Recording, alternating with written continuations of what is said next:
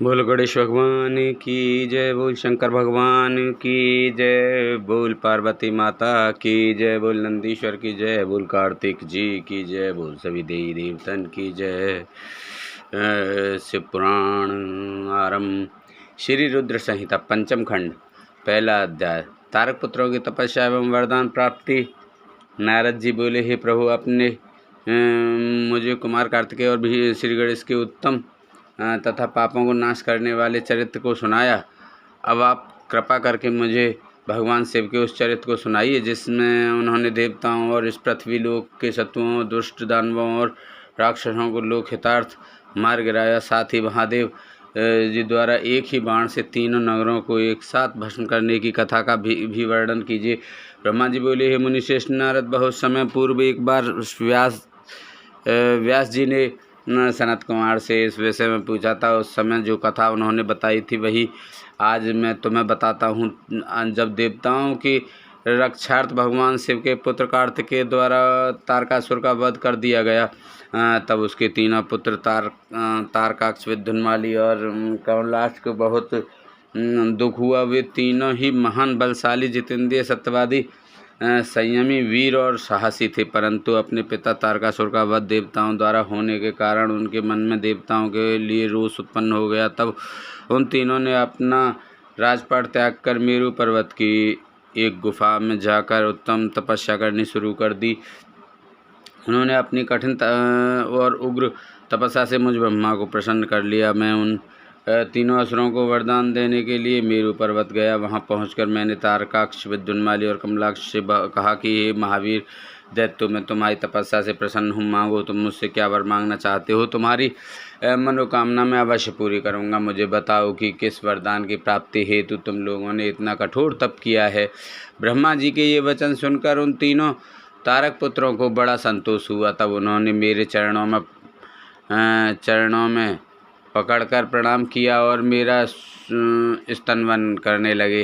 तत्पश्चात वे बोले, मेरे चरणों में पड़कर प्रणाम किया और मेरा स्तनवन करने लगे। तत्पश्चात वे बोले, वे देवेश, हे विधाता, यदि आप वाकई हम पर प्रसन्न हैं तो हमें अवश्य अवध्य होने का वरदान प्रदान कीजिए। कोई भी प्राणी हमारा वध करने में सक्षम न हो सके और हम अजर अमर हो। हम चाहें तो किसी का भी वध कर सकें। प्रभु, हमें यही वरदान दीजिए कि हम अपने शत्रुओं को मौत के घाट उतार सकें और निर्भयता पूर्वक इस त्रिलोक में आनंद का अनुभव करते हुए विचरें। कोई हमारा बाल भी बांका ना कर सके। तारक पुत्रों के ऐसे वचन सुनकर मैं ब्रह्मा त्रिलोकीनाथ भक्तवत्सल भगवान शिव के चरणों का स्मरण करते हुए बोला, हे असुरों, निसंदेह ही तुम्हारी इस उत्तम तपस्या ने मुझे बहुत प्रसन्न किया है, परंतु अमृत की प्राप्ति सभी को नहीं हो सकती। यह प्रकृति का नियम है, जो जन्म लेता है उसकी मृत्यु निश्चित है। अतः इसके अतिरिक्त कोई अन्य वर मांगो, मैं तुम्हें तुम्हारी इच्छित मृत्यु का वरदान दे सकता हूँ। तुम जिस प्रकार अपनी मृत्यु चाहोगे उसी प्रकार तुम्हारी मृत्यु होगी। मेरे इस प्रकार के वचन सुनकर तीनों तारक पुत्र कुछ देर के लिए तो सोच में डूब गए। तत्पश्चात वे बोले, भगवान, यद्यपि हम तीनों की ही महान बलशाली हैं, फिर भी हमारे पास रहने का कोई ऐसा स्थान नहीं है जो पूर्णतया सुरक्षित हो और जिसमें शत्रु प्रवेश ना कर सके। प्रभु, आप हम तीनों भाइयों के लिए 3 ऐसे नगरों की निर्माण करें जो पूर्णतया सुरक्षित हों। ये तीनों अद्भुत नगर संपूर्ण धन संपत्ति और वैभव से शोभित हों तथा अस्त्र शस्त्रों की सभी सामग्रियाँ भी वहीं उपस्थित हों और उसे कोई भी नष्ट ना कर सके। तब तारकाक्ष ने अपने लिए सोने का, कमलाक्ष ने चांदी का तथा विद्युन्माली ने कठोर लोहे का बना नगर वरदान में मांगा। साथ ही उन्होंने यह भी कहा कि ये तीनों पूर्व दोपहर अभिजित मुहूर्त में चंद्रमा के पुण्य नक्षत्र में होने के पर एक साथ विलास करेंगे। ये तीनों ही महल आकाश में नील बादलों में एक के ऊपर एक के रहेंगे तथा जनसाधारण सहित किसी को भी नहीं दिखाई देंगे। 1 सहस्त्र वर्षों बाद जब पुष्कराव्रत नामक काले बादल बरस रहे हों, उस समय जब ये तीनों महल आपस में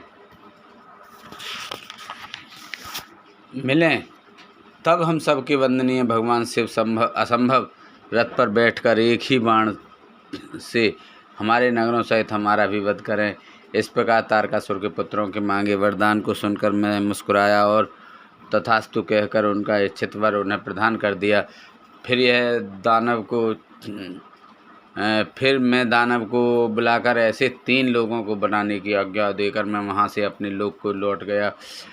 मैंने मेहनत से तारकाक्ष के लिए सोने का, कमलाक्ष के लिए चांदी का और विंध्यामाली के लिए लोहे के उत्तम लोगों का निर्माण किया। ये तीनों ही लोग सभी साधनों और सुविधाओं से संपन्न थे। इन तीनों लोगों का निर्माण होने के उपरांत वे तीनों अपने अपने लोकों में चले गए और मैं से उन्हें एक के ऊपर एक करके, एक को आकाश में, एक को स्वर्ग के ऊपर और तीसरे को पृथ्वी लोक में स्थिर कर दिया। तत्पश्चात तीनों असुरों की आज्ञा अनुसार मैं भी वहीं पर निवास करने लगा। वह तारकाक्ष, कमलाक्ष और विंध्यामाली तीनों ही सदैव से भक्ति में लीन रहा करते थे। इस प्रकार वे तीनों ही असुर अब आनंदपूर्वक अपने अपने लोकों में सुखों को भोगने लगे। दूसरा अध्याय, देवताओं की प्रार्थना। नारद जी बोले, हे पिताश्री, जब तारकासुर के तीनों पुत्र तारकाक्ष, कमलाक्ष और विंध्यामाली आनंदपूर्वक अपने अपने लोकों में निवास करने लगे, तब फिर आगे क्या हुआ? ब्रह्मा जी बोले, हे नारद, तारका पुत्रों के तीनों लोकों के अद्भुत तेज से दग्ध होकर सभी देवतागण देवराज इंद्र के साथ दुखी अवस्था में ब्रह्मलोक में मेरे शरण में आए। वहाँ मुझे नमस्कार करके पश्चात देवताओं ने अपना दुख बताना शुरू किया। वे बोले, हे विधाता, त्रिपुरों के स्वामी तारकाक्ष, कमलाक्ष और विंध्यामाली नामक तीनों तारका पुत्रों ने हम सभी देवताओं को संतप्त कर दिया है। भगवान, अपनी रक्षा के लिए हम सभी आपकी शरण में आए हैं। प्रभु, आप हमें उनके वध का कोई उपाय बताइए ताकि हम अपने दुखों को दूर करके पुनः पहले की भांति अपने लोक में सुख से रह सकें।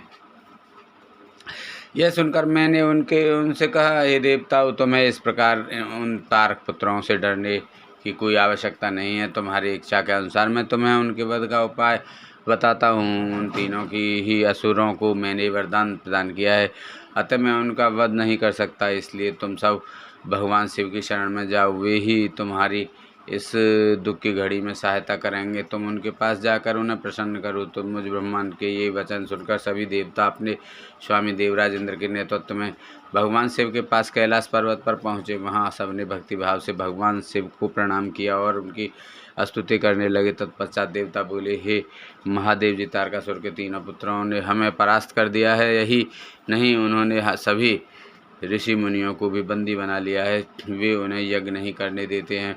चारों ओर हाहाकार मचा हुआ है। उन्होंने इस त्रिलोक को अपने वश में कर लिया है और पूरे संसार को नष्ट करने में लगे हुए हैं। ब्रह्मा जी द्वारा इन तीनों की अवध्य होने का वरदान मिला है। इसी कारण वे तीनों बलशाली दानव मदाद हो चुके हैं और मनुष्यों और देवताओं को तरह तरह से प्रणाम कर रहे हैं। हे भक्तवत्सल, हे करुणा निधान, हम सब परेशान होकर आपकी शरण में इस आशा के साथ आए हैं कि आप हम सबकी उन तीनों असुरों से रक्षा करेंगे तथा इस पृथ्वी और स्वर्ग को उनके आतंकों से मुक्ति दिलाएंगे। भगवान, इससे पहले कि वे इस जगत का ही विनाश कर दें, आप उनसे हम सब की रक्षा करें। तीसरा अध्याय, भगवान शिव का देवताओं को विष्णु के पास भेजना। ब्रह्मा जी बोले, हे नारद, इस प्रकार सब देवताओं ने त्रिलोकीनाथ भगवान शिव को इन तीनों तारक पुत्रों के आतंक के विषय में सब कुछ बता दिया। तब सारी बातें सुनकर भगवान शिव बोले, हे देवताओं, मैंने तुम्हारे कष्टों को जान लिया है।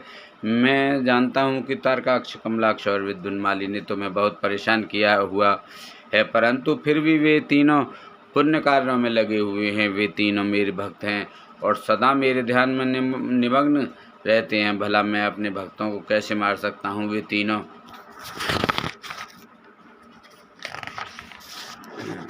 तारक पुत्र पुण्य संपन्न हैं। वे प्रबल होने के साथ साथ भक्ति भावना भी रखते हैं। जब तक उनका पुण्य संचित है और वे मेरी आराधना करते रहेंगे, मेरे लिए उन्हें मारना असंभव है, क्योंकि स्वयं ब्रह्मा जी के अनुसार मित्रद्रोह से बढ़कर कोई भी पाप नहीं है। जब वे तीनों असुर नियम पूर्वक मेरी पूजा आराधना करते हैं, तो मैं क्यों बिना किसी ठोस कारण से उनका वध करूं? हे देवताओं, इस समय मैं तुम्हारी कोई सहायता नहीं कर सकता, अतः तुम सब श्री हरि विष्णु की शरण में जाओ। अब वे ही तुम्हारा उद्धार करेंगे। भगवान शिव की आज्ञा पाकर सभी देवताओं ने उन्हें पुनः हाथ जोड़कर प्रणाम किया और श्री हरि विष्णु से मिलने के लिए उनकी निवास वैकुंठ लोक की ओर चल पड़े। उन्होंने अपने साथ मुझ ब्रह्मा को भी ले लिया। वैकुंठ लोक पहुंचकर सब देवताओं ने भक्तिपूर्वक श्री हरि को प्रणाम किया और उन्हें भगवान शिव द्वारा कही गई सब बातों से अवगत कराया। देवताओं की बातें सुनकर भगवान विष्णु बोले, हे देवताओं, यह बात सत्य है कि जहाँ सनातन धर्म और भक्ति भावना हो वहाँ ऐसा करना उचित नहीं होता। तब देवता पूछने लगे कि प्रभु, हम क्या करें, हमारा दुख कैसे दूर होगा। प्रभु, आप शीघ्र ही उन तारक पुत्रों के वध का कोई उपाय कीजिए, अन्यथा हम सभी देवता काल ही मृत्यु का ग्रास बन जाएंगे। भगवान, आप ऐसा उपाय कीजिए जिससे वे तीनों असुर सनातन धर्म से विमुख होकर अनाचार का रास्ता अपना लें और उनके वैदिक धर्म का नाश हो जाए और वे अपनी इंद्रियों के वश में हो जाएं, वे दुराचारी हो जाएं तथा उनके सभी शुभ आचरण समाप्त हो जाएं। तब देवताओं की इस प्रार्थना को सुनकर भगवान श्री हरि विष्णु एक पल के सोच में डूब गए। तत्पश्चात बोले, तारक पुत्र तो स्वयं भगवान शिव के भक्त हैं, परंतु फिर भी जब तुम सब मेरी शरण में आए हो तो मैं तुम्हें निराश नहीं करूँगा, तुम्हारी सहायता अवश्य ही करूँगा। तब श्री हरि विष्णु ने मन ही मन यज्ञों को का स्मरण किया। उनका स्मरण होते ही यज्ञगण तुरंत वहाँ उपस्थित हो गए। वहाँ श्री हरि को नमस्कार करके उन्होंने पूछा कि प्रभु, आपने हमें यहाँ क्यों बुलाया है। तब श्री हरि मुस्कुराए और बोले कि हम तुम्हारी सहायता की आवश्यकता है, इसलिए हमने तुम्हारा स्मरण किया है। तब वे देवराज इंद्र से बोले कि हे देवराज, आप त्रिलोक की विभूति के लिए यज्ञ करें। यज्ञ के द्वारा ही तारक पुत्रों के तीनों पुरों नगरों का विनाश हो सकेगा।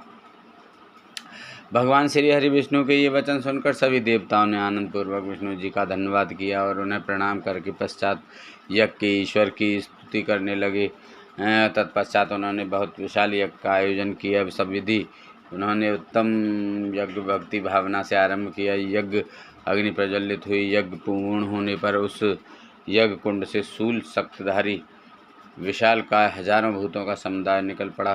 तत्पश्चात अनेक रूपों से युक्त नाना वेशधारी कालाग्नि रुद्र के समान तथा काल सूर्य के समान प्रकट हुए। उन भूतों ने भगवान विष्णु को नमस्कार किया। उन भूतगणों को आज्ञा देते हुए विष्णु जी बोले, हे भूतगणों, देव कार्य को पूरा करने के लिए तुम जाकर त्रिपुरों को नष्ट करो। विष्णु जी की आज्ञा सुनकर वे भूतगण दैत्यों के उस महासुंदर नगर त्रिपुर की ओर चल पड़े। जब उन्होंने त्रिपुर नगरी में घुसना चाहा तो वहाँ के तेज से वे भस्म हो गए। जो भूतगण बचे वे लौटकर भगवान विष्णु के पास वापस आ गए और उन्हें श्री हरि की इस बात की सूचना दी। जब भगवान विष्णु को इस प्रकार भूतगणों के नगरी के तेज से जलने की जानकारी हुई तो वे अत्यंत चिंतित हो गए। तब उन्होंने देवताओं को समझाया कि वे अपनी चिंता त्याग कर अपने लोकों को जाएं। मैं इस संबंध में विचार करके आपके लाभ के लिए यथासंभव कार्य करूँगा। मैं तारकाक्ष, कमलाक्ष और विद्युन्माली नामक तीनों असुरों को शिव भक्ति से विमुख करने का प्रयास करता हूँ, तभी उन पर विजय पाना संभव होगा। तब श्री हरि को प्रणाम करके सभी देवता अपने अपने लोकों को वापस लौट गए।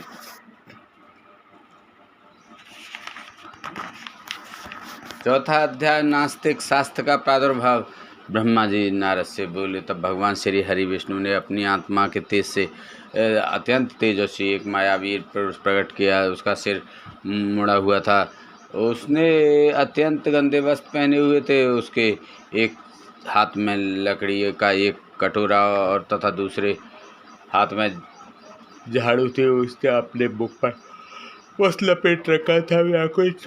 उसने श्री हरि को प्रणाम किया और पूछा, हे प्रभु, मेरी उत्पत्ति का क्या प्रयोजन है। भगवान, मैं कौन हूँ। तब श्री हरि विष्णु ने उत्तर दिया, हे वत्स, तुम मेरे शरीर से ही उत्पन्न हुए हो, इसलिए तुम अर्ही नाम से जाने जाओगे। तुम्हें मैंने एक विशेष कार्य के लिए उत्पन्न किया है। तुम बड़े मायावी हो। तुम्हें एक ऐसे शास्त्र की रचना करनी है जिसमें 16,000 श्लोक होंगे, जिसमें वर्णाश्रम धर्म की जानकारी होगी तथा जिसमें अपभ्रंश शब्दों व कर्म विभाग की भी व्याख्या की गई होगी। विष्णु जी के इन वचनों को सुनकर हरि ने उन्हें प्रणाम किया और बोला कि मेरे लिए अब क्या आज्ञा है। तब श्री हरि ने उसे माया से रचित तो वह अद्भुत शास्त्र पढ़ाया, जिसका मूल यह था कि स्वर्ग नरक सब यही है, उनका अलग से कोई भी अस्तित्व नहीं है। तब विष्णु ने हरि को आज्ञा दी कि वह सब दैत्यों को जाकर शास्त्र पढ़ाए और उनकी बुद्धि का नाश करे। इस प्रकार यह शास्त्र पढ़कर त्रिपुरों में तमोगुण की वृद्धि होगी, जो उनके विनाश का कारण सिद्ध होगी। मेरी कृपा से तुम्हारे इस धर्म का विस्तार होगा। तत्पश्चात तुम मरुस्थल में निवास करना। तुम्हारा कार्य कलयुग में आने पर ही पुनः आरंभ होगा। ऐसा कहकर श्री हरि विष्णु अंतर्ध्यान हो गए। तब श्री हरि ने भगवान विष्णु की आज्ञा के अनुसार अपने अनेक शिष्य बनाए और उन्हें उसी माया में शास्त्र की शिक्षा दी। विशेष रूप से उनके 4 शिष्य बने, जिनको उन्होंने कृषि, पत्ती, कीर्य और उपाध्याय नाम प्रदान किया। वे चारों शिष्य अपने गुरु के समान ही आचरण करने वाले थे। उनका एक ही धर्म था, पाखंड। वे नाक पर कपड़ा लपेटे गंदे वस्त्र धारण करके इधर उधर घूमते रहते थे। एक दिन हरि अपने चारों शिष्यों को अपने साथ लेकर त्रिपुर नगर में चल दिए। वहाँ पहुंचकर उन्होंने अपनी माया फैलाने आरंभ की, परंतु भगवान शिव की कृपा से उस त्रिपुरी में उनकी माया का प्रभाव नहीं हो रहा था। तब उन्होंने व्याकुल होकर भगवान विष्णु का स्मरण किया। भगवान विष्णु ने अलौकिक गति से सभी बातें जान लीं। भगवान शिव का ध्यान करते हुए विष्णु जी ने, हे नारद, तब तुम्हारा स्मरण किया। अपने स्वामी के स्मरण करते ही तुम तत्काल उनकी सेवा में उपस्थित हो गए। उन्हें प्रणाम करके तुमने याद करने का कारण पूछा। तब श्री हरि ने तुम्हें आज्ञा प्रदान की कि तुम हरि और उसके शिष्यों को साथ लेकर त्रिपुर नगरी में प्रवेश करो। वह और वहाँ के निवासियों को मोहित करके उन्हें माया से उत्प्रोत उस शास्त्र की शिक्षा प्रदान करो। अपने आराध्य भगवान श्री हरि की आज्ञा को सिरोधार कर तुम उन पाखंडी ब्राह्मणों को साथ लेकर त्रिपुर नगरी की ओर चल दिए। वहाँ जाकर तुम तारकाक्ष, कमलाक्ष और विद्युन्माली नामक त्रिपुर स्वामियों से मिले तथा उनसे उस माया में शास्त्र की प्रशंसा करने लगे। तुमने उन्हें बताया कि तुम इसी शास्त्र से शिक्षा ग्रहण करते हो। यह बात जानकर उन त्रिपुरों स्वामियों को बड़ा आश्चर्य हुआ और वे उस माया में शास्त्र की माया से मोहित होने लगे। तब उन्होंने हरि को अपना गुरु बना लिया और उनसे दीक्षा लेने लगे। यह देखकर त्रिपुरों के अन्य निवासी भी उन मायावी शिष्यों एवं उनके गुरु से शिक्षा ग्रहण करने लगे। 5वां अध्याय, नास्तिक मत से त्रिपुर का मोहित होना। नारद जी ने पूछा, हे ब्रह्मदेव, उन तीनों महाबलशाली दैत्यराजों के उन मायावी और पाखंडी हरि और उनके शिष्यों द्वारा शिक्षा ग्रहण होने पर वहाँ क्या हुआ? उन मायावी पुरुषों ने क्या किया? कृपया मुझे बताइए। नारद जी का प्रश्न सुनकर ब्रह्मा जी बोले, हे नारद, जब त्रिपुरों के राजा ही उस माया में शास्त्र द्वारा दीक्षित हो गए तो वहाँ की जनता क्यों नहीं होती? अरिहन ने कहा, मेरा ज्ञान वेदांत का सार है। यह अनादिकाल से चला आ रहा है। इसमें कर्ता कर्म नहीं है। आत्मा के देह अर्थात शरीर से जितने भी बंधन हैं वे सब ईश्वर के ही हैं। ईश्वर के समान कोई भी ना तो शक्तिशाली है और ना ही सामर्थ्यवान। ब्रह्मा, विष्णु और महेश सब अरिहन ही कहे जाते हैं। समय आने पर ये तीनों ही लीन हो जाते हैं। आत्मा एक है। मृत्यु सभी के लिए सत्य है। मृत्यु शाश्वत है और सबके लिए निश्चित है। इसलिए हमें कभी भी हिंसा नहीं करनी चाहिए और सदा ही अहिंसा के मार्ग पर चलना चाहिए। अहिंसा ही परम धर्म है। किसी को दुख पहुंचाना महापाप है। इसलिए हमें कमियों और दुर्बलों को नहीं सताना चाहिए। दूसरों को क्षमा करना ही सबसे बड़ा गुण है। इसलिए सदा अहिंसा का मार्ग अपनाना चाहिए। हिंसा और लड़ाई झगड़े का मार्ग हमें नरक की ओर ले जाता है। इसलिए किसी को डराओ धमकाओ मत। सदैव विनम्रता का आचरण करो। भूखों को भोजन दो, रोगियों को औषधि और छात्रों को विद्या का दान करो। भक्ति के साथ उपासना करो। आडंबरों की कोई आवश्यकता नहीं होती। मन को शुद्ध रखो तथा 12 स्थानों की पूजा करो, जिनमें 5 कर्मेंद्रियाँ, 5 ज्ञानेंद्रियाँ तथा मन व बुद्धि सम्मिलित हैं। इसी धरा पर ही स्वर्ग और नरक दोनों स्थित हैं। अतः अनावश्यक रूप से उनकी कामना मन में लेकर अपने को कष्ट देना पूर्णतः गलत है। शांति और सुखपूर्वक मरना ही मोक्ष की प्राप्ति है। स्वर्ग की प्राप्ति की इच्छा मन में लेकर हवन की अग्नि में तिल, घी और पशु की बलि देना कहाँ की मानवता है। इस प्रकार उन असुर राजाओं को अपना जीवन दर्शन सुनाकर अरे उस पुर के निवासियों से बोले कि मनुष्य को सुखपूर्वक निवास करना चाहिए। आनंद ही ब्रह्म है और परम ब्रह्म की प्राप्ति सिर्फ एक कल्पना है। तभी कहता हूँ कि जब तक आपका शरीर स्वस्थ और समर्थ है, अपने सुख का मार्ग ढूंढकर उसका अनुसरण करो, अन्यथा शीघ्र ही तुम पर बुढ़ापा आ जाएगा और तुम्हारा शरीर नष्ट हो जाएगा। इसलिए ज्ञानियों को स्वयं अपने सुख की खोज करनी चाहिए। मेरी इस बात का समर्थन वेद भी करते हैं। मनुष्य को जाति पाति के बंधनों से में फंसकर कभी किसी को कम नहीं समझना चाहिए। सृष्टि के आरंभ में ब्रह्मा जी की उत्पत्ति हुई। उनके दक्ष और मरीच नामक 2 पुत्र हुए। मरीच के पुत्र कश्यप जी ने दक्ष की 13 कन्याओं का धर्म से विवाह कराया। फिर प्रजापति के मुख बाहु, मरु, जंगा और चरण से वर्ण उत्पन्न हुए, ऐसा कहा जाता है। परंतु ये सभी बातें गलत जान पड़ती हैं, क्योंकि एक ही शरीर से जन्म लेने वाले सभी पुत्र भिन्न भिन्न रूप वाले कैसे हो सकते हैं। इसलिए वर्ण भेद को अनुचित मानना चाहिए। ब्रह्मा जी बोले, इस प्रकार उन अरिह नामक धर्मात्मा ने अपने भाषण द्वारा तारकाक्ष, कमलाक्ष और विद्युन्माली नामक 3 असुरों के निवासियों को वेद मार्ग से विमुख कर दिया। साथ ही उन्होंने पतिव्रता स्त्रियों के पतिव्रता धर्म और पुरुष के जितेंद्रिय धर्म को अस्वीकार कर दिया। उन्होंने धर्म, यज्ञ, तीर्थ, श्रद्धा और धर्मशास्त्रों का भी खंडन किया। विशेष रूप से उन्होंने भगवान शिव की पूजा न करने के लिए सभी को प्रोत्साहित किया और सब देवताओं के पूजन और आराधना को व्यर्थ बताया। इस प्रकार उन अरिह ने पुर के वासियों को अपने झूठे धर्म और पाखंड से मोहित कर दिया। इस प्रकार वहाँ अधर्म फैल गया।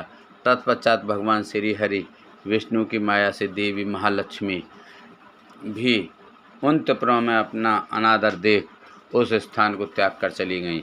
6वां अध्याय, त्रिपुर सहित उनके स्वामियों के वध की प्रार्थना। व्यास जी ने पूछा, हे सनत कुमार जी, जब उन त्रिपुर स्वामियों की बुद्धि उनकी प्रजा सहित मोहित हो गई तब क्या हुआ? कौन सी घटना घटी? प्रभु कृपा कर इस विषय में मेरे ज्ञान को बढ़ाइए। तब व्यास जी के प्रश्न का उत्तर देते हुए सनत कुमार जी बोले, हे महर्षि, जब उन तीनों पुरों का मुख पूर्व दिशा की ओर हो गया और तारकाक्ष, कमलाक्ष और विद्युन्माली नामक दैत्यों ने भगवान शिव का पूजन और अर्चन छोड़ दिया, तब उनके राज्य में चारों ओर दुराचार फैल गया। उस समय भगवान विष्णु और ब्रह्मा जी सभी देवताओं के साथ भगवान शिव की स्तुति करने लगे। कैलाश पर्वत पर गए। वहां पहुंचकर उन्होंने शिव जी को इस साष्टांग प्रणाम किया। तत्पश्चात देवता बोले, हे महादेवादि देव करुणा निधान, आप सभी जीवों के आत्मस्वरूप कल्याण करने वाले और अपने भक्तों की पीड़ा हरने वाले हैं। गले में नीला चिन्ह होने के कारण आप नीलकंठ कहलाते हैं। हम हाथ जोड़कर आपको प्रणाम करते हैं। आप सब प्राणियों एवं देवताओं के लिए वंदनीय हैं तथा सबकी बाधाओं और विपत्तियों को दूर करते हैं। भगवान, आप ही रजोगुण, तमोगुण, सतोगुण के आश्रय से ब्रह्मा, विष्णु और महेश के अवतार धरकर जगत की सृष्टि, पालन और संहार करते हैं। आप ही अपने भक्तों को इस भवसागर से पार कराने वाले हैं। वेद आपके परम ब्रह्म स्वरूप और तत्व रूप का वर्णन करते हैं। आप सर्वव्यापी, सर्वात्मा और इन तीनों लोकों के अधिपति हैं। आप सूर्य से भी अधिक तेजस्वी और दीप्तिमान हैं। हम आपको नमस्कार करते हैं। आप ही हम इस प्रकृति के प्रवर्तक हैं तथा सब प्राणियों के शरीर में रहते हैं। ऐसे परमेश्वर को हम प्रणाम करते हैं। हे शिव शंभो, तारकाक्ष, कमलाक्ष और विद्युन्माली नामक त्रिपुर स्वामियों ने हम देवताओं को अनेकों प्रकार से परेशान कर प्रताड़ित किया है। वे देवताओं का विनाश करने के लिए उन्मुख हैं। हे प्रभु, हम आपकी शरण में आए हैं। भगवान, उन असुरों का विनाश करके हमारी रक्षा कीजिए। इस समय तीनों असुरों ने धर्म मार्ग को छोड़ दिया है और नास्तिक शास्त्र का पालन कर रहे हैं। आपकी इच्छा के अनुसार तारकाक्ष, कमलाक्ष और विद्युन्माली तीनों धर्म कर्म से विमुख हो गए हैं, अतः अब आप उनका वध कर सकते हैं। कर देवताओं को मुक्ति दिलाइए। इस प्रकार कहकर सभी देवता चुप हो मस्तक झुकाकर खड़े हो गए। तब भगवान शिव बोले, हे देवताओं, तारकाक्ष, कमलाक्ष और विद्युन्माली तीनों ही यद्यपि धर्म से विमुख होकर धन, वैभव और ऐश्वर्य रूप में डूबकर सब कुछ भूल गए हैं, परंतु फिर भी वे मेरे असीम भक्त रहे हैं। जब भगवान विष्णु ने उन त्रिपुर स्वामियों को वहाँ की प्रजा के साथ मोहित कर धर्म कर्म से विमुख कर ही दिया है, तो वे स्वयं ही उनका वध क्यों नहीं कर देते। शिव जी के ये वचन सुनकर ब्रह्मा जी बोले, हे परमेश्वर, आप भक्तवत्सल हैं, पाप आपसे कोसों दूर भागता है। प्रभु, आपकी आज्ञा के बिना इस जगत में पत्ता तक नहीं हिलता। भगवान, आपकी इच्छा के अनुरूप ही विष्णु जी ने उन सबको मोहित कर पथभ्रष्ट किया है। आप उन त्रिपुर स्वामियों का वध करके इस जगत का उद्धार कीजिए। प्रभु, आप तो इस जगत का आधार हैं, हम सब आपके सेवक हैं और आपकी आज्ञा के अनुसार कार्य को पूरा करते हैं। आप सम्राट और हम आपकी प्रजा हैं। ब्रह्मा जी के इन वचनों को सुनकर भगवान से प्रसन्न होकर बोले, हे ब्रह्मन, आप मुझे देवताओं का सम्राट कह रहे हैं, पर आप ऐसा कैसे कह सकते हैं, जबकि आप जानते हैं कि मेरे पास ना तो कोई दिव्य रथ है और ना ही कोई सारथी है। फिर भला मैं कैसे उन सर्व सुविधा संपन्न त्रिपुर स्वामियों को उस युद्ध में परास्त कर पाऊँगा। मेरे पास तो धनुष भी नहीं है जिससे मैं उन दैत्यों का वध कर सकूं। भगवान शिव के यह कहते ही सब देवता प्रसन्न हो गए। उन्होंने कहा कि प्रभु, यदि आप उनका वध करने के लिए तैयार हैं तो हम सभी आपके लिए रथ तथा अन्य शस्त्र सामग्री का प्रबंध कर देंगे। सातवां अध्याय, देवताओं द्वारा शिव स्तवन। संत कुमार जी बोले, हे व्यास जी, जैसे ही शरणागत भक्तवत्सल भगवान शिव ने देवताओं की प्रार्थना स्वीकार कर तारकाक्ष, कमलाक्ष और विद्युन्माली का वध करने का मन बनाया, उसी समय देवी पार्वती अपने पुत्र को गोद में लेकर वहां आई। तब जगजननी माँ जगदम्बा को आता देखकर ब्रह्मा, विष्णु सहित अन्य देवताओं ने हाथ जोड़कर उन्हें प्रणाम किया। अपने पुत्रों को देख भगवान शिव उन्हें प्यार करने लगे। तब देवी पार्वती भगवान शिव को अपने साथ लेकर अपने जीवन भवन में के भीतर चली गईं। भगवान शिव के इस प्रकार बिना कुछ कहे अपने भवन में चले जाने के कारण सब देवता बहुत दुखी हो गए, परंतु उन्होंने वहीं खड़े रहकर भगवान शिव की प्रतीक्षा करने का निर्णय लिया। उस समय वे दैत्यों के भाग की प्रशंसा करने लगे। वे सब देवता वहीं शिव जी के भवन के द्वार पर खड़े थे।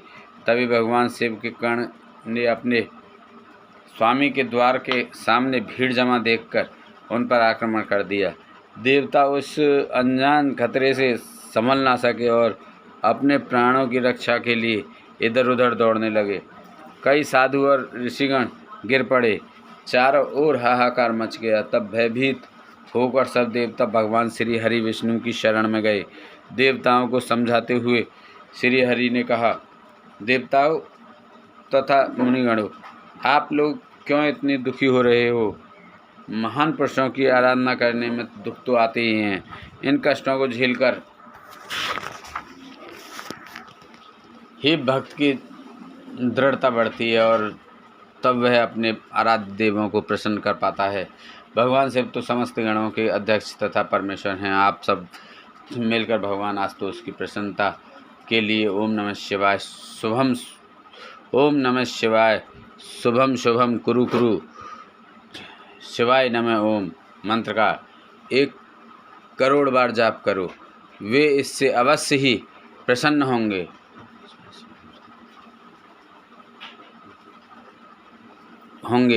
और हमारा कार्य पूरा करेंगे। भगवान श्री हरि विष्णु के इन वचनों को सुनकर सभी देवता बहुत प्रसन्न हुए और सहर्ष भगवान शिव की आराधना करने लगे।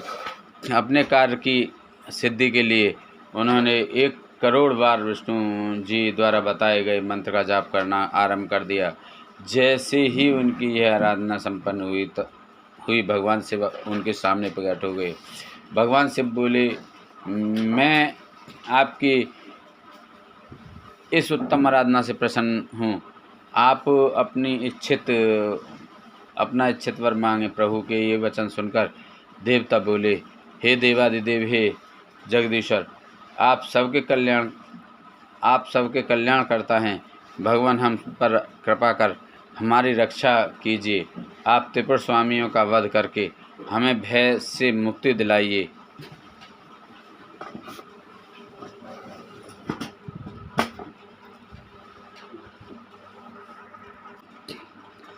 तब भगवान शिव देवताओं की प्रार्थना सुनकर पुनः बोले, हे हरे, हे ब्राह्मण, हे देवगण तथा मुनियों, जैसा आप चाहते हैं वैसा ही होगा। मैं अवश्य ही आपकी आराधना सफल करूँगा। हे विष्णु, आप इस जगत के पालन करता हैं, इसलिए त्रिपुर विनाश के लिए आप मेरी सहायता करें। मेरे लिए दिव्य रथ, सारथी और धनुष सहित आवश्यक सामग्री की व्यवस्था करें।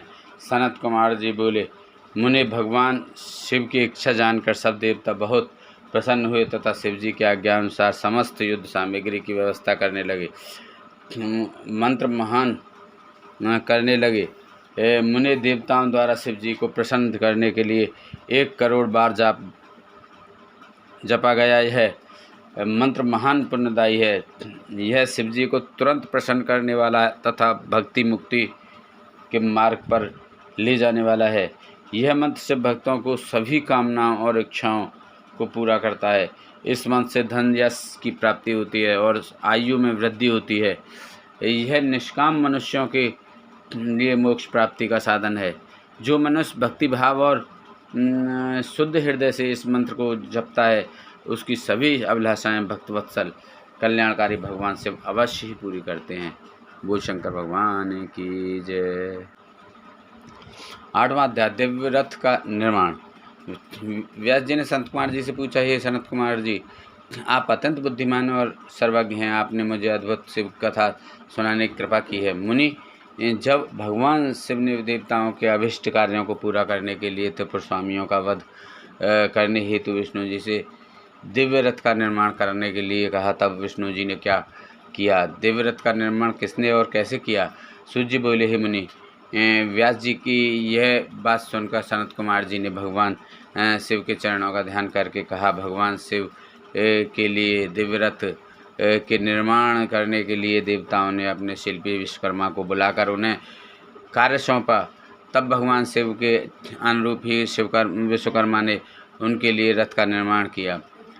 उस रथ के समान कोई दूसरा रथ नहीं था। वह दिव्य रथ सोने का बना हुआ था।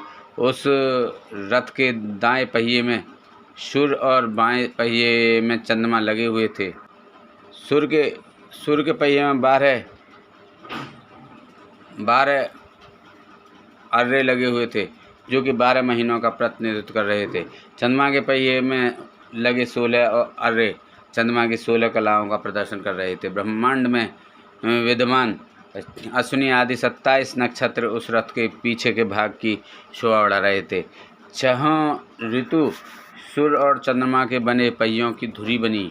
अंतरिक्ष रथ के आगे का भाग और मदराचल पर्वत उस रथ में बैठने का स्थान बना तथा संवत्सर रथ का वेग बनकर उसे गति प्रदान करने लगा। इंद्रियां उस दिव्य रथ को चारों ओर से सुसज्जित किए थीं तथा श्रद्धा रथ की चाल बनी।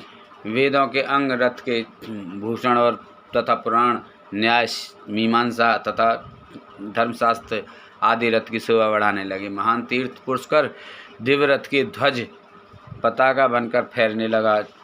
विशाल समुद्रों ने रथ के बाहरी भाग का निर्माण किया। गंगा, यमुना आदि पवित्र नदियां स्त्री रूप धारण कर रथ में चमर झुलाने लगीं। स्वयं ब्रह्मा जी उस दिव्य रथ में सारथी बनकर भगवान शिव की सेवा में उपस्थित हुए तथा ओंकार उनके रथ का चाबुक बना। आकार विशाल छत्र बनकर रथ को शोभित करने लगा। भगवान शिव के धनुष का निर्माण करने हेतु शैलराज हिमालय स्वयं धनुष बने तो नागराज उस धनुष के लिए प्रतंचा बने। देवी सरस्वती धनुष की घंटा तथा भगवान श्री हरि बाण बने। और अग्निदेव ने बाण की नोक में अपनी शक्ति डाली। ऋग्वेद, सामवेद, यजुर्वेद तथा अर्थवेद उस दिव्य रथ में घोड़े बनकर जुट गए। वायुदेव बाजा बजाने लगे। उस दिव्य रथ में इस ब्रह्मांड की हर वस्तु उपयोगिता बढ़ा रही थी। इस प्रकार देवताओं के शिल्पी विश्वकर्मा ने उस उत्तम दिव्य रथ का निर्माण किया। नवा अध्याय, भगवान शिव की यात्रा। सनत कुमार जी बोले, हे महर्षि, भगवान शिव के लिए बनाया गया वह दिव्य रथ अनेकानेक आश्चर्यों से युक्त था। विश्वकर्मा द्वारा बनाया गया वह रथ ब्रह्मा जी ने भगवान शिव को समर्पित कर दिया। तत्पश्चात श्री हरि, विष्णु, ब्रह्मा जी और सभी देवता एवं ऋषि मुनि कल्याणकारी भगवान शिव की प्रार्थना करने लगे। उन्होंने भगवान शिव को दिव्य रथ पर आरूढ़ किया। स्वयं ब्रह्मा जी उस रथ के सारथी बने। भगवान शिव के रथ पर आरूढ़ होते ही चारों दिशाओं में मंगल गान होने लगे, पुण्य वर्षा होने लगी। ब्रह्मा जी ने सर्वेश्वर शिव की आज्ञा लेकर रथ को आगे बढ़ाया। वह उत्तम दिव्य रथ भगवान शिव को लेकर विद्युत की गति से आकाश में उड़ने लगा। जब भगवान शिव का वह दिव्य रथ तेजी से आकाश में मार्ग से होता हुआ उन त्रिपुरों की ओर जा रहा था, तो बीच मार्ग में ही कल्याणकारी देवादिदेव भगवान शिव ब्रह्मा जी से बोले, हे विधाता, तारकाक्ष, कमलाक्ष और विद्युन्माली नामक परम बलशाली राक्षसों का वध करने के लिए मुझे उनके समान ही शक्ति चाहिए।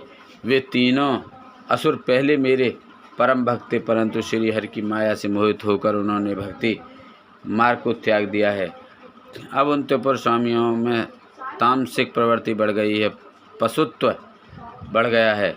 अतः उन तीनों दैत्यों का संहार करने के लिए मुझे भी पशुओं की सी शक्ति की आवश्यकता होगी।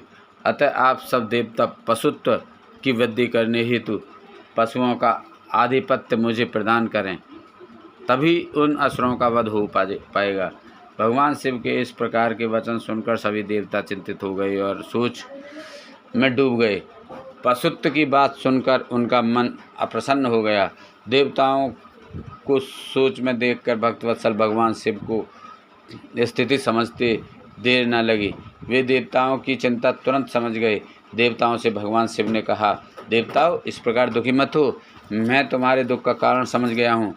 तुम लोग यह कदापि मत सोचो कि पशुत्व से तुम्हारा पतन हो जाएगा। मैं तुम्हें पशुत्व से मुक्ति का मार्ग बताता हूँ। हे देवताओं, जो भी पवित्र मन और स्वच्छ निर्मल हृदय एवं उत्तम भक्ति भावना से दिव्य पाशुपत व्रत को पूरा करेंगे, वे सदा सदा के लिए पशुत्व से मुक्त हो जाएंगे। तुम्हारे अतिरिक्त जो मनुष्य ही पाशुपत व्रत का पालन करेंगे, उन्हें भी पशुत्व से मुक्ति मिल जाएगी। हे देवताओं, नित्य ब्रह्मचर्य का पालन करते हुए 12, 6 अथवा 3 वर्षों तक पाशुपत व्रत का पालन करने से सभी मनुष्य एवं देवताओं को पशुत्व से हमेशा के लिए मुक्ति मिल जाएगी तथा मोक्ष की प्राप्ति होगी। उसका कल्याण होगा, क्योंकि पाशुपत व्रत परम कल्याणकारी है। भगवान शिव के इन वचनों को सुनकर ब्रह्मा जी, श्री हरि, विष्णु एवं सभी देवता बहुत प्रसन्न हुए और देवादिदेव भक्तवत्सल भगवान शिव की जय जयकार करने लगे। भगवान शिव के इन वचनों को सुनकर ब्रह्मा जी, श्री हरि एवं सभी देवता बहुत प्रसन्न हुए और देवादिदेव भक्तवत्सल भगवान शिव की जय जयकार करने लगे। तब सब देवता प्रसन्नतापूर्वक अपने अभिष्ट कार्य की सिद्धि के लिए पशु बन गए। तभी से सदा से पशुपति नाम से जगत में विख्यात हुए। उनका पशुपति नाम अत्यंत कल्याणकारी एवं अभिष्ट की सिद्धि देने वाला है। उस समय भगवान शिव के स्वरूप को देखकर सभी देवता एवं ऋषिगण बहुत प्रसन्न हुए। तत्पश्चात भगवान शिव ने अन्य देवताओं के साथ त्रिपुर की ओर प्रस्थान किया। उस समय सारे देवता अपने हाथों में हल, मूसल, भुसुंडी और अनेक प्रकार के अस्त्र शस्त्र धारण करके हाथी, घोड़े, सिंह, रथ और बैलों पर सवार होकर चल दिए। भगवान शिव की जय जयकार करते हुए भी आगे बढ़ते जा रहे थे। आकाश में उन पर फूलों की वर्षा हो रही थी। कल्याणकारी भगवान शिव के साथ उनके केश विगतवास, महाकेश, महाज्वर, सोमवल्ली, सवर्ण, सोमप, सनक, सोमध्रक, सूर्यवर्चा, सूर्यपेक्षणक, सूर्याक्ष, सूर्यनामा, सुर, सुंदर, प्रस्कंद, कुंदर, चंड, कंपन, अतिकंपन, इंद्र, इंद्रजय, यंता, हिमकर, शताक्ष, पंचाक्ष, सहस्त्राक्ष, महोदर, सतीजहु, सतास्य, रंक, कपूरपूतन, द्विशिख, त्रिशिख, अहंकार कारक, अजवक्त्र, अष्टवक्त्र, हैवक्त्र, अर्धवक्त्र आदि महावीर बलशाली गणाध्यक्ष उनको घेर कर चल रहे थे।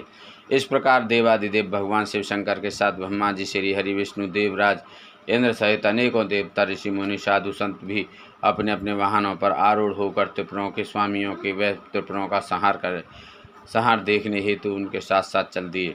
10वां अध्याय त्रिपुरासुर वध।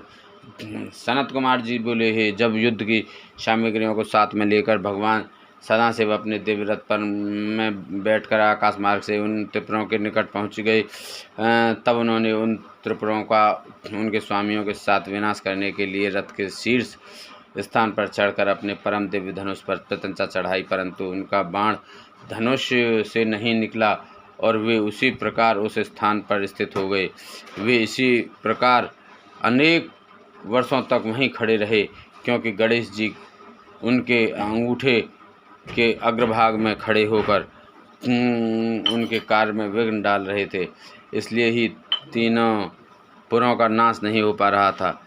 इस प्रकार जब भगवान शिव का बाण बहुत समय तक नहीं चला और वे एक ही स्थान पर स्थिर हो गए, तो सभी देवता चिंतित हो गए कि ऐसा क्यों हो रहा है। तभी वहाँ आकाशवाणी हुई, है ऐश्वर्यशाली देवादिदेव सर्वेश्वर कल्याणकारी शिव शंकर, जब तक आप गणेश जी का पूजन नहीं करेंगे तब तक त्रिपुरों का संहार नहीं कर पाएंगे। आकाशवाणी के वचनों को सुनकर सभी को बड़ा संतोष हुआ। तब अपने कार्यों को यथाशीघ्र पूरा करने के लिए भगवान शिव ने भद्रकाली को बुलाया। विधि विधान से सबने मिलकर अग्रपूज्य भगवान श्री गणेश का पूजन संपन्न किया। पूजन संपन्न होते ही विघ्न विनाशक गणपति प्रसन्न होकर उनके मार्ग से हट गए और उन्होंने कार्य में आने वाले सभी विघ्नों को दूर कर दिया। उनके हटते ही भगवान शिव को तारकाक्ष, कमलाक्ष और विद्युन्माली के तीनों नगर सामने नजर आने लगे। तीनों पुर कालवश शीघ्र ही एकता को प्राप्त हुए, अर्थात मिल गए। ब्रह्मा जी द्वारा प्रदान किए गए वरदान के अनुसार उनके अंत का यही समय था जब त्रिपुर आपस में मिल जाएं। त्रिपुरों को मिला देख सभी देवता बहुत प्रसन्न हुए। वे प्रसन्न होकर भगवान शिव की जय जयकार के नारे लगाने लगे। तब ब्रह्मा और विष्णु ने महेश्वर से कहा कि हे देवादिदेव तारकासुर के इन तीनों दैत्य पुत्रों के वध का समय आ गया है। तभी ये तीनों पूर्व मिलकर परस्पर एक हो गए हैं। इससे पहले कि ये तीनों पुर फिर से अलग हो जाएं, आप इन्हें भस्म कर दीजिए और हमारे कार्य को पूर्ण कीजिए। तब भगवान शिव ने ब्रह्मा जी और श्री हरि की प्रार्थना स्वीकार करके अपने दिव्य धनुष पर पाशुपतास्त्र नामक बाण चढ़ाया। उस समय अभिजित मुहूर्त था। विशाल धनुष की टंकार से पूरा ब्रह्मांड गूंज उठा। तब भगवान शिव ने तारकाक्ष, कमलाक्ष और विद्युन्माली को ललकार कर उन पर करोड़ों सूर्य के समान प्रकाशवान पाशुपतास्त्र छोड़ दिया। उस बाण की नोक पर स्वयं अग्निदेव विराजमान थे। उन विष्णु में अग्निबाणों ने त्रिपुरवासियों को दग्ध कर दिया, जिससे देखते ही देखते वे तीनों पुर एक साथ ही समुद्र से घिरी भूमि पर गिर पड़े। सैकड़ों असुर उस अग्निबाण से जलकर भस्म हो गए। चारों ओर हाहाकार मच गया। तब तारकाक्ष अपने भाइयों सहित जलने लगा। तब उसे यह एहसास हुआ कि यह सब भगवान शिव की भक्ति से विमुख होने का परिणाम है। तब उसने मन ही मन अपने आराध्य भगवान शिव का स्मरण किया और रोने लगा। तारकाक्ष बोला, हे भक्तवत्सल, कृपा निधान, करुणा निधान भगवान शिव, यह तो हम जानते ही हैं कि आप हमें भस्म कर किए बिना नहीं छोड़ेंगे। फिर भी प्रभु, हम आपकी कृपा चाहते हैं, अतः आप हम पर प्रसन्न होइए। भगवान, जो मृत्यु असुरों के लिए दुर्लभ है, वह हमें आपकी कृपा से प्राप्त हुई है।